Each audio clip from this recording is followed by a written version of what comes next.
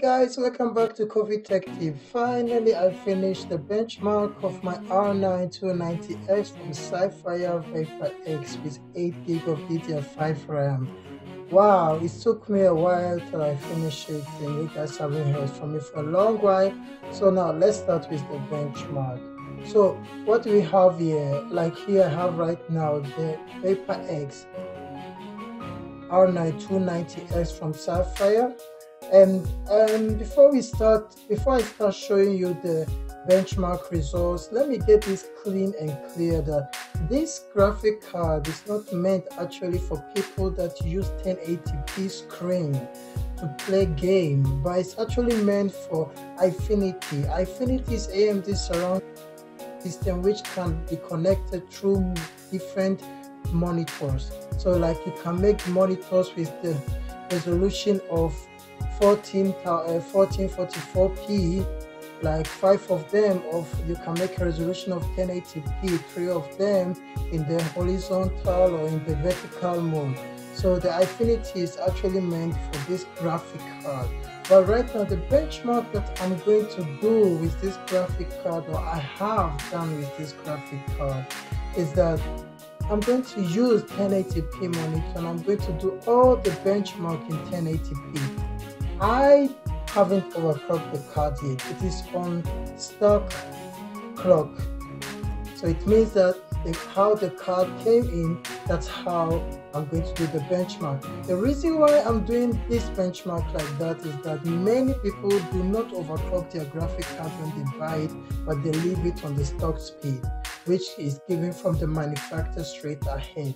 So I don't see the sense of me overclocking the card yet to show the completely power that the card has. So if you guys are interested to see the overclocking part of the benchmark, let me know right underneath a comment and I will just make the overclocking part of this graphic card.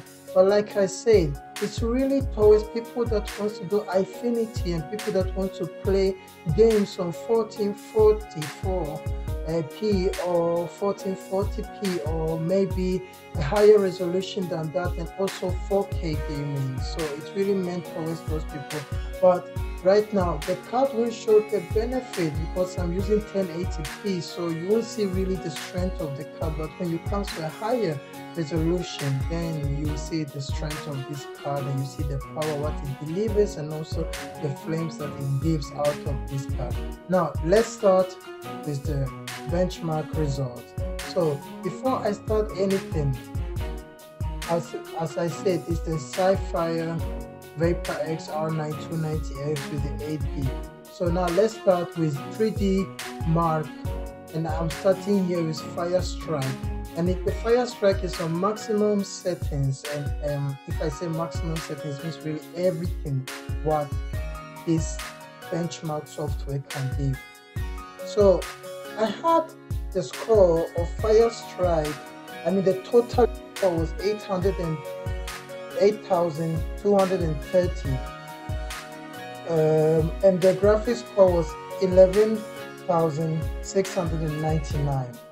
So as you guys can see, that's the stock benchmark, and that's the stock result that it gives me by Fire Strike on 1080p on maximal settings.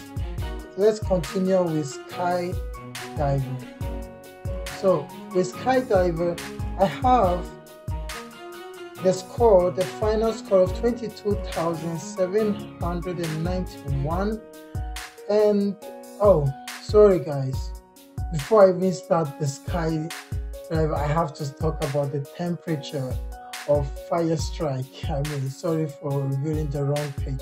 So the temperature, one thing about this Vapor X technology which surprises me so much is about how low the temperature gets to, even though it's running with 40% of the speed of the fan. And I'm very, very surprised, and I haven't seen a graphic card that cools so well as this one yet.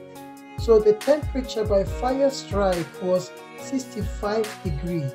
For the Americans, I think it's Fahrenheit, or maybe it is I really don't know, but the American have another temperature, so you guys can translate it in the temperature that you guys are living with. But right now here where I live is 65 degrees, and we have a fan speed of 40%, and the fan didn't go higher than 40%, even though that this card was running in intense performance. So it shows me that the power delivery was on orange, which means that it's actually soaking much power and it's working hard. It never went to red. I was very surprised. I believe that it's because of the airflow that I have in my case, which helps the graphic card much. But open benchmark, it will actually do more than that, I believe so. So now let's continue on with Skydiver. So on Skydiver, I had the total score of 22,791 and the graphics score of 38,507. So as you guys can see, it's a very high score, and even though it's on maximal setting of 1080p, like I said, it really doesn't make sense to use this card on 1080p, but that's what really people might have to the 1080p monitors, and people that buy this card will probably use it on 1440p monitors, not 1080p, so they would rather go for a higher resolution monitor. So let's see the temperature and the fan speed. So the temperature came to 60% and the fan speed was still 40%, and like I said, it's just great to have a card that can cool so well, even though that the architecture of AMD is really a kind of heat producing CPU. So yeah, CPU, GPU on to go. So let's continue with Unigine Valley 1.0, and Unigine Valley 1.0, I made it on maximal settings on 1080p, and here I made two different type of benchmark. One of the benchmark I did was Directx 11 and the other one was OpenGL. And Directx 11, I got the score in the Valley 1.0 maximal settings with anti-aliasing of 8x, and really I'm talking about full settings. I got the score of average frames per second of 58.3, maximal frames per second of 107.4, and low or minimal frames per second of 22.9. Now for the OpenGL, I got an average frames per second of 51.1, maximal of 94.6, and low or minimum of 22.4. So you guys can see for 1080p, it gives you a very nice scale of performance in the flame buffer. But like I said, really it doesn't make sense on 1080p, but that's what people have to do. So let's take it like that. So now let's continue to Heaven 4.0. And by Heaven 4.0 maximal setting, also with anti-aliasing, two different kind of benchmark tests. I have the DirectX 11, average frames per second was 53.8, max is 113, and minimum or low 8.4, and there it drops really hard, and I believe it's because of the quality of the texture. So OpenGL, I have 41.2, max is 105, and low is 8. So you can see in performance, it really gets to a level. Let's continue with Tomb Raider. So Tomb Raider 1080p maximal settings, and by Tomb Raider I never got over 60 frames per second. I do not know why, or maybe it's because of the settings that the game has, but I haven't searched for it yet. By Tomb Raider I got the average frames per second is 60, maximum frames per second is 60, and minimum frames per second is 58.0. And I really do not understand why I got only 60 frames per second, but I think maybe it's the settings of the game.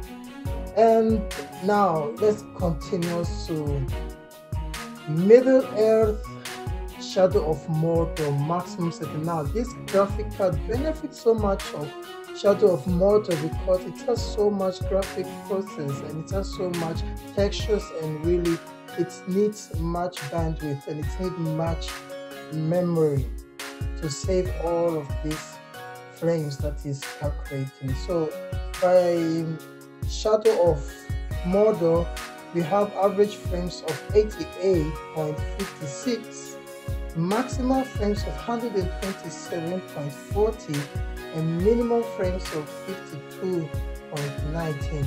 So like I said, really it's on ultra settings, everything maxed out. And by Shadow of Mordor, if you max out all the settings and you don't have enough memory, the game is not playable. And I can tell you, you have around 20 frames or so, but this graphic card maximized with the 8GB of DDR5 RAM completely in a higher frame of 88.56, and I am very happy with that frame because it helps so much. And of course it's on 1080p, but on 1440p it will do a better job than 1080p. So now let's continue with Battlefield 4, the one that everybody likes, which really Battlefield 4 is one of the games that really can bring a GPU to cry, really, to kneel down, to cry for everything. So let's get to Battlefield 4. Maximum settings 1080p. So average frames per second by Battlefield. And by Battlefield, let me put it in this way, that by Battlefield I played online campaign. So the online campaign, I do not know why the frame doesn't go higher than 88 or 94 frames per second, but it stood all the time on 65 average frames per second, even though that the map that I was playing was graphic intensive, and you can see that the map that I was playing was really hard, really, like everything on it is ultra extremely.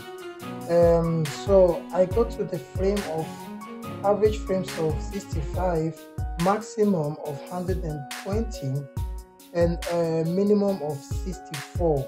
And I tried actually to understand why the average frame is not going higher than 80 frames. So I switched to the normal campaign and I got 84 frames per second on average frames. And I was like, okay, so where is the problem? But I couldn't see where the problem is, but I believe it's the online campaign that makes it different. So let's now finish up, and like I said guys, this is the Sapphire Directx R9-290X 8GB. It's really towards guys that really want to play games on Infinity, and you can find it by AMD. They will explain you what is Infinity multiple monitor settings, or people that want to play game on 4K monitor, or people that want to play game on a higher resolution. But it's really towards people that want to play Infinity or want to use Infinity or use higher resolution monitor. The settings that in the benchmark that I made right now with 1080p is the normal user. A normal user will buy for himself a 1080p monitor and game on it. A really enthusiast guy will really get himself a 4K or a 1440p monitor or a higher resolution, 21:9 ratio from LG, or really will build up an Infinity. And that one, the graphic card will benefit him or the person more. So thank you once more for looking at my benchmark video of my Sapphire Directx R9-290X 8GB model, and I'll see you guys on the next video. So leave a comment if you really want to see the benchmark with another monitor which is higher, with a higher resolution, or you want to see a benchmark with Affinity, I'll try my best to give that possibility that I will make an Affinity benchmark for you guys to see the difference. Or unfortunately, I can also do a benchmark on 21 by 9 issue monitor from LG, which will show also a different pixelized and different benchmark numbers. So thank you guys so much for looking up to my videos. Subscribe and give a thumbs up. If you have any comment, leave a comment down below and I will reply on the comment. I will read it and give you back a reply. If you have any question about the benchmark and how I did the benchmark, please leave a test and I will let you know how I did the benchmark. So thank you very much and see you next time. This is Coffee Tech Tip. Bye guys.